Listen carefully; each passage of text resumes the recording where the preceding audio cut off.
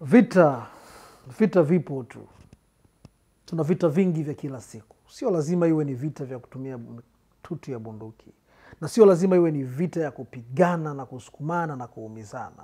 Harakati za maisha yetu kila siku ni harakati zinazotuweka vitani siku zote. Na hii inaweza kawa inakutokea bila kujua kwamba unapambana. Umesikia kuna kauli za kila siku, niko napambana na maisha. Katika vita kuna mengi, katika vita kuna kufanikiwa. Kuna kundi ambalo litafanikiwa, lakini kuna kundi ambalo litapoteza. Hakikisha unasimama upande ambao utaweza kupeleka kwenye mafanikio. Unafanyaje hilo? Kuna njia mbalimbali za kujifunza. Kuna njia mbalimbali zitakazokufanya uweze kukaa vitani. Chukulia mfano wa askari ambao kwenye uwanja wa vita wamefundishwa njia mbalimbali za kupambana. Unajifunza kila siku kupata njia mbadala zitakazokufanya uweze kupambana na kufikia mafanikio yako. Unajifunza kutoka kwa wengine ili uweze kujua jinsi gani utaweza kupambana katika vita ya kimaisha. Maisha ni vita, haikwepeki. Ni vita kwa sababu kila siku tunapambana na misukosuko na kila siku tunatafuta njia mbadala ya kupambana na misukosuko hiyo. Lakini ukikata tamaa, misukosuko ikakupiga ikakuumiza, unakuwa umekubali kushindwa vita.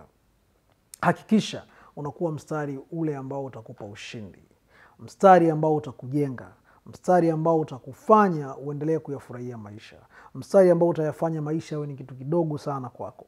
Na ukiamini kwamba inawezekana kufanikiwa, utafanikiwa. Lakini wengi tunashindwa kwa sababu inaanzia kichwani kwenye falsafa tulionayo. Unaanza kushindwa vita kabla kujaingia kwenye uwingo. Unaanza kuyaona maisha magumu kabla hujaanza kuyaishi ukiwa mwenyewe.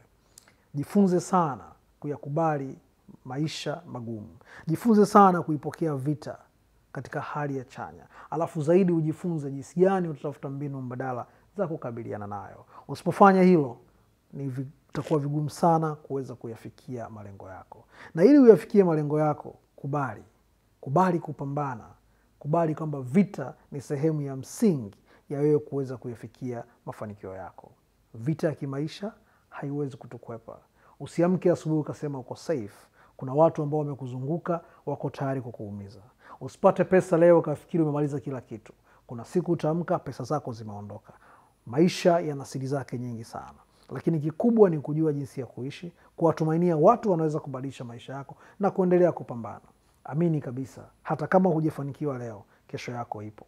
Na kama umefanikiwa leo, pia kesho yako ipo. Inawezekana ukapata zaidi au ukapoteza hata ulicho nacho. Chochote kinachokukuta katika mazingira ulionayo, hicho unastahili ukipokea kwa sasa hivi. Lakini kama sio cha kukubali, usikikubali. Endelea kupambana. Vita ni vita, usirudi nyuma. Endelea kupambana. Karibu sana kwenye Kahawa, na haya ndo mapambano yetu ya kila siku. Tupo vitani.